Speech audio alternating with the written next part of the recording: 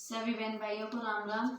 हम अगोई अष्टमी की कथा सुना रहे हैं, जो हमारे यहाँ पे ऐसे ही बस लोटा और उसके साथ चावल के साथ सुनी जाती है, और बाकी उजमन और श्याम को कपड़े वपड़े जो दिए जाते हैं सास को, वो श्याम को होता है, पूजा भी श्याम को होती है।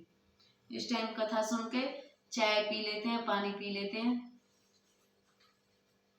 प्राचीन काल में एक साहूकार के 7 लड़के और 7 बहुएं थी और एक बेटी थी। दीपावली से पहले कार्तिक मास की बड़ी अष्टमी को 7 बहुएं अपनी इकलौती ननद को साथ लेकर जंगल में खदान में मिट्टी लेने गईं। जहां से वे सब मिट्टी खोद रही थी, वहां स्यायु माता सेह की मांझ थी। मिट्टी खोदते समय सेह का बच्चा मर गया। स्यायु माता ने कहा कि तूने मेरा बच्चा मार कर मुझे निपुत्री कर दिया है, इसलिए मैं तेरी कोख बांधूंगी।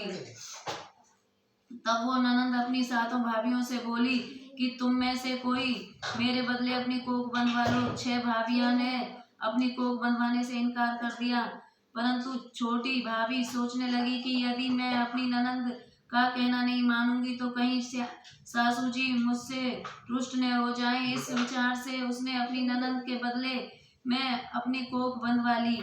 इससे जब उसके लड़का हुआ तो वह 7वें दिन मर गया।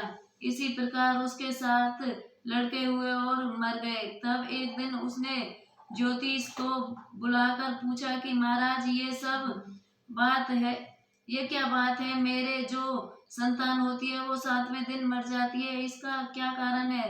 तब पंडित जी बोले कि देवी, तुम सुरही गाय की पूजा किया करो, क्योंकि सुरही गाय स्यायु माता की भयाली है। वो तेरी कोख छोड़े तो तभी तुम्हारा बच्चा जी सकता है। इसके बाद से वह बहू नित्य प्रतिदिन प्रातःकाल उठकर चुपचाप सुरही गाय के नीचे सफाई करके उनके प्रकार से सेवा करती, अनेक प्रकार से सेवा खदमत करती।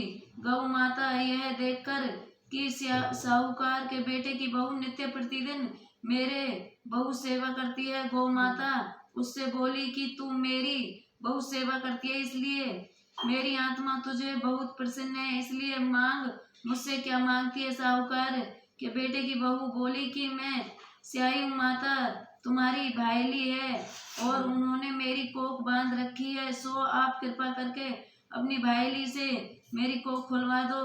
उस दुखियारी की यह बातें सुनकर गोमाता बोली, अच्छा। एक दिन गोमाता उसे साथ ले 7 समुद्र पार अपनी भाईली के पास चल दी। मार्ग में धूप बहुत कड़ी पड़ रही थी, सो वे दोनों एक पेड़ के नीचे छाया में बैठ गईं। थोड़ी देर में वह वहां एक सांप आया और उसी वृक्ष पर गरुड़ पंखनी ने बच्चे दे रखे थे।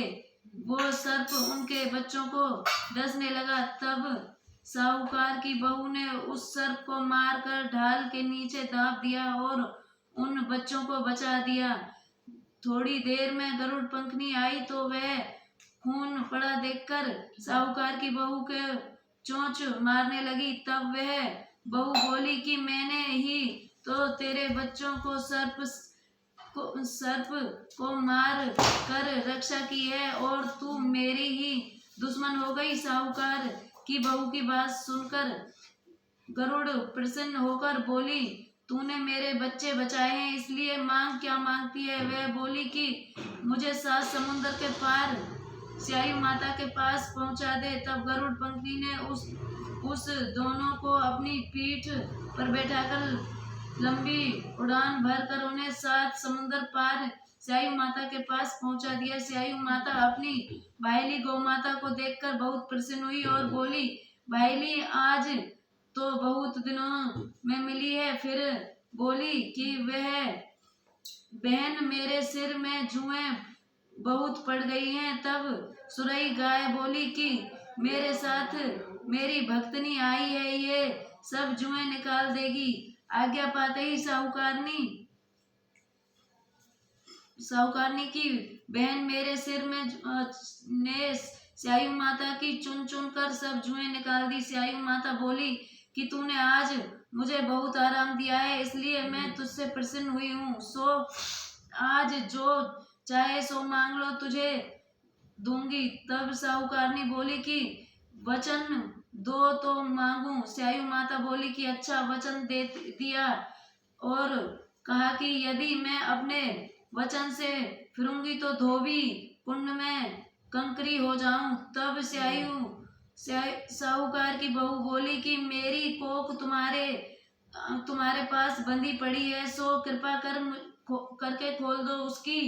यह बात सुनकर स्यायु माता बोली कि तूने तो मुझे ठग लिया, मैं तेरी कोख कभी नहीं खोलती, परंतु अब तो खोलनी ही पड़ेगी। तब जा जा, तेरे घर तुझे 7 लड़के और उनके साथों की बहुएं मिल जाएंगी। तू घर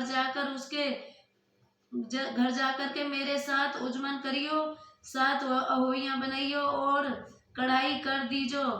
यह सुनकर जब वह लौटकर अपने घर पहुंची तो वहां 7 बेटे 7 बहुएं घर बैठे मिले। यह देखकर वह बहुत खुश हुई। तभी उस 7 अहोई बनाई और 7 उजमन किए तथा 7 कढ़ाइयां करी। दिवाली के दिन उनकी जिठानियां कहने लगी कि जल्दी जल्दी अपना चौका पूजा कर लो, अन्यथा छोटी बहू बच्चों की याद करके रोना धोने लगेगी। यह थोड़ी देर में उन्होंने अपने बच्चों को यह कहकर कि चाची के घर जाकर देखो के जाओ कि आज वो अभी तक क्यों नहीं रोई। बच्चों ने आकर कहा कि चाची अहोई बना रही है और वो खूब उजमन कर रही है।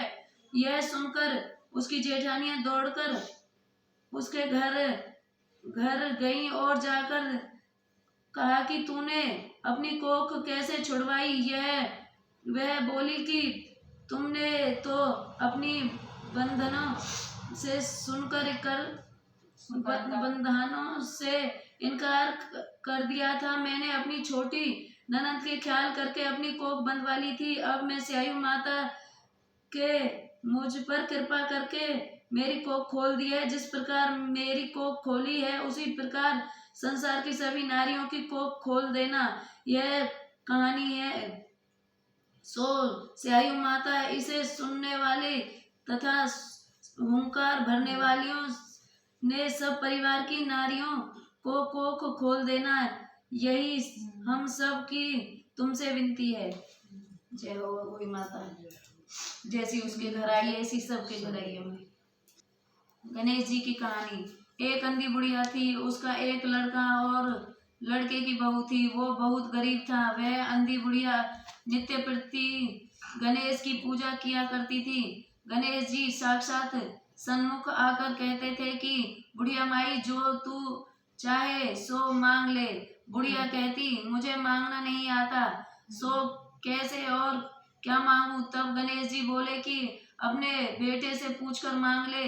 तब बुढ़िया ने अपने पुत्र और बहू से पूछा तो बेटा बोला कि धन मांग ले और बहू ने कहा कि नाती मांग ले। तब बुढ़िया ने सोचा कि बेटे बहू तो अपने अपने मतलब की बातें कर रहे हैं, अतः उस बुढ़िया ने पड़ोसियों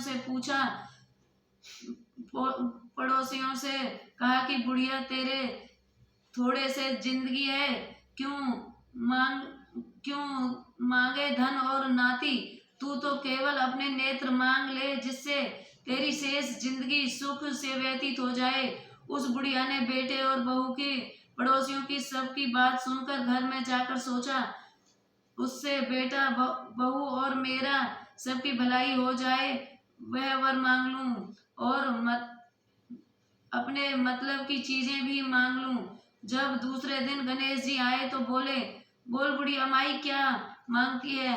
हमारा वचन है, जो तू मांगेगी सो ही पाएगी। गणेश जी के वचन सुनकर बुढ़िया बोली, हे गजानन, यदि आप मुझ पर प्रसन्न है तो कृपा मांगती हूँ। हमारा वचन है, जो तू मांगेगी सो पाएगी। मुझे 9 करोड़ की माया दे, निरोगी काया दे, अमर सुहाग दे, आंखों में प्रकाश दे, नाती पोते दे, समस्त परिवार को सुख दे और अंत में मोक्ष दे। जय हो गणेश भगवान, सब पे कृपा करना प्रभु। जैसे गुड़िया माता के घर आए ऐसे सब पे घर आना।